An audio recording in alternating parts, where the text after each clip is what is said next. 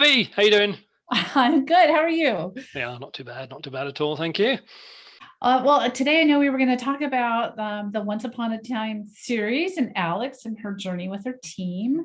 Hmm. And the episode, it's episode 5, really talks about measurement. How do you measure a team? What that really means? And I think teams and companies in general kind of um, aren't quite sure what measurement means and how to do it. Yeah, Yeah, I what are mean, your thoughts? you're asking the actuary about measurement. That's got to be a good start, hasn't it? Yes. Um, yeah, I mean, there are so many instances in my life that I have encountered where organizations are either struggling and they're coming to me or us and asking the question about what to do, or Mhm. have struggled or have done something wrong. I mean, one sticks out where sort of cantered in a little too late to a client situation where they'd been doing. This is actually in relation to health and well-being, so it's a bit of a blast from the past from our point of view. But Sure.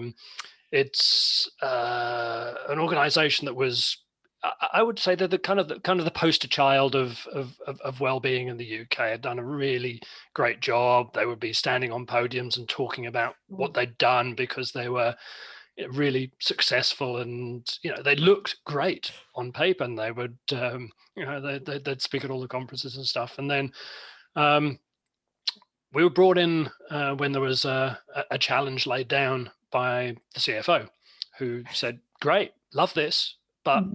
is it actually adding any value? And most of the time, particularly historically, wellbeing programs are done just because it's the right thing to do, Mhm. and nobody was really asking the question too much about ROI and whether return on investment, should I say ROI, whether it was making a difference. And this particular client brought us in and sort of said, here you are. Could you have a look at this and see if you can make any sense of it and give us the ROI? Fully expecting ROI of 10 or 7 or Of course. of course, because that's what all the marketing blurbs say. So that's going Sure. to be the case. And I looked and said, well, I can't because I don't know where you started. I don't know, how you've come to be where you are now. And Christian, this is a bit that really gets people stuck. Is that you don't know what's causing those changes. So A few moments later. sorry, I'm babbling a bit here, but I just wanted to get to this key issue that when you think about outcomes, and I'm going to stick to wellness because that's that's the particular sort of subject here. Mhm. The organization assumed that the outcomes that they're looking for were reductions in medical costs or reductions in employee costs. But that's right at the very end of the sequence of consequences that happen in relation to well-being. What the change that you actually are interested in, the thing that you should be monitoring to the best of your ability, is behavior and behavior change.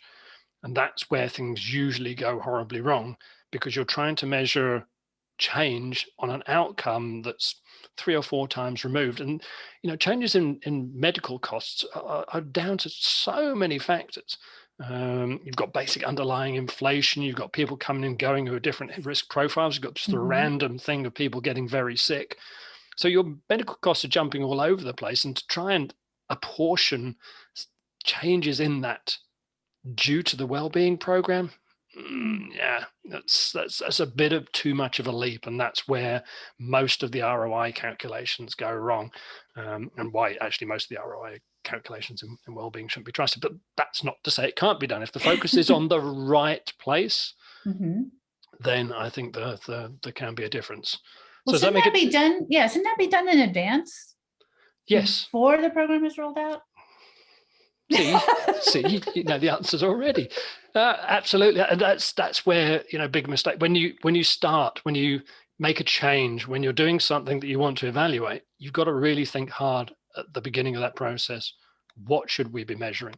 Mhm. And take care when you're going through that thought process, because so many great ideas are founded on choosing the wrong measure. Because once you stick that measure in the ground and you work towards it, guess what, everybody's going to be focused on that measure and making sure that we get Mhm. there. But if that's not the right one in terms of actually what you're trying to achieve, Mhm. then you can end up in all kinds of awkward places, which is why I say there's a law of unintended consequences that often applies if the measure that you're looking at is not precisely directly linked to what you're trying to check. Now, I'd say that most of the time, if we're dealing with team performance or leadership or something like that, we should be looking at things that are direct correlations between the actions or the events that are taking place and the immediate outcomes. So give me an example.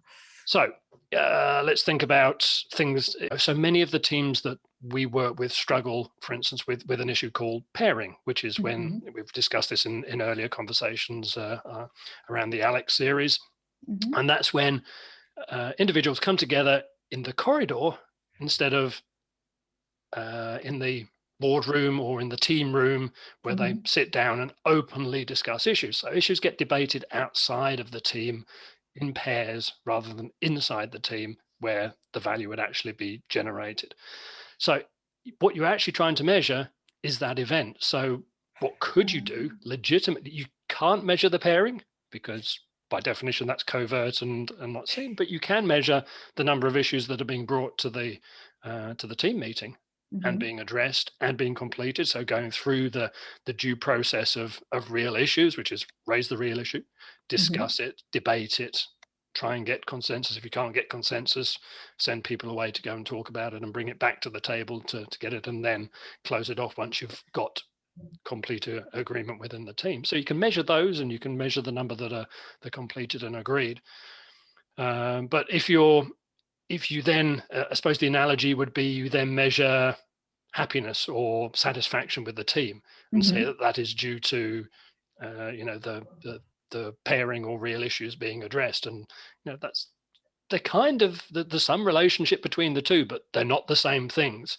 So if you want to address pairing, you should measure something that's very close to that, i.e. issues brought up in the team meeting. Is that I think that may be a really poor example. No, it's actually you're getting not. the idea, but it also highlights the difficulties attached to choosing the right measure, because can it be measured is a critical question. Have we got what data have we got? What can we objectively pull into some framework to monitor? If we do monitor it and people are motivated to do it, what might they do that we're not anticipating that leads to unintended consequences, i.e. how might they fiddle it so that we get the right result? So depending where your team is, if it's a very, very mature team and very high performance, that actually won't be an issue because you'll all understand the vision and the direction that you're traveling. But it's very easy in the early stages when you're trying to correct and put things right that you end up with some unintended consequences. So those need to be watched for as well. So if you have a company or client that is actually embracing this idea of let's do measurement the right way, but they don't know how to do it, what advice would you give them? So the first thing is obviously to make sure that you're clear on what your strategy is. So you know where you're going, you have vision, you have mission around, it might be specific tactic or implementation. So it might be around team performance. So what is your vision of what a high performance team actually looks like? Okay, write those things down. Okay, how do you measure those? So, and this is a hard conversation, and we're happy to facilitate it. And I can't just sort of say, oh, A means B, and match up C to D and E to F or whatever.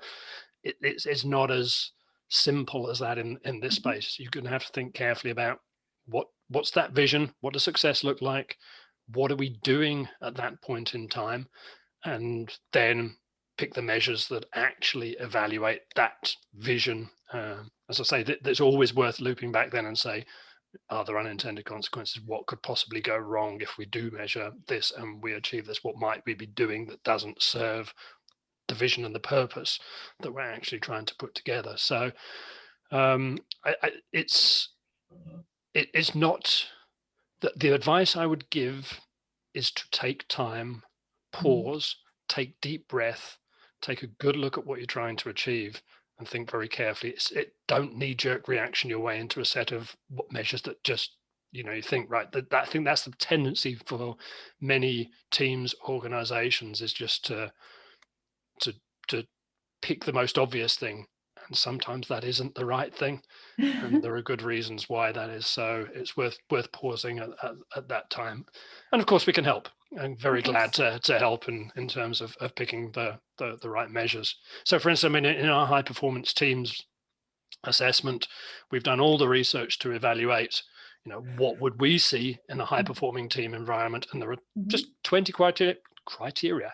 That's all we're looking at. And so pick the ones that matter to you, the ones that you're going to work on, evaluate yourself against that, and determine where you need to grow and improve in order to achieve it.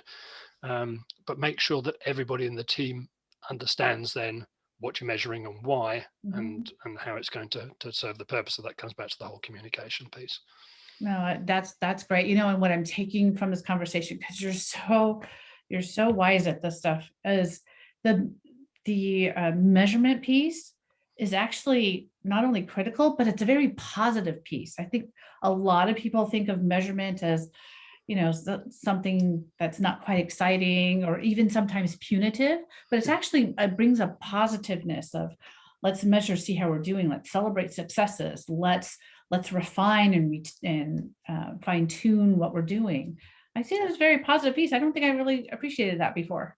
I would agree. And particularly when you're setting aspirational targets for the team, it should be something that is part of the whole motivation. You have people clambering to try and get to the levels that we're talking about. And I mean, another tactic that I think works very well is to set aspirational goals for these kinds of measures, but the principle being that if you achieve it, you then don't slack off. You just keep going and going. And it may be that you say, we want 100% compliance on something that you think, one mistake and it could go horribly wrong. But, that's what you're aspiring to. So stick the aspirational goal up there and see how close you can get to it. It has everybody, as I say, clamoring and trying to improve. And it's like, how close can we get? Come on, guys, it's that positivity. You're quite right. People should get excited and celebrate. Every time you move the needle forwards, every time it goes up a bit, get the beers out if you're that way inclined, and get people around the table and say, guys, well done. We've moved the needle forward. It's measures are for me just the cue to celebrate something. So we made progress. Fantastic. Let's move forward again. Yay! I love it. Well, thanks, Colin. This was really, really informative. And it's on a high, so let's leave it on a high. And let's leave it on a high. Yeah. Okay. Well, it's the end of the series, isn't it? So the end of the series for now. But let's. I can assure you, we'll be coming back as Virtuoso team with some new thoughts, some new ideas, and look forward to discussing with you then, Debbie. Yeah, I'm looking forward to it too. Have a good rest of your day. Bye. Cheers, and you. Bye.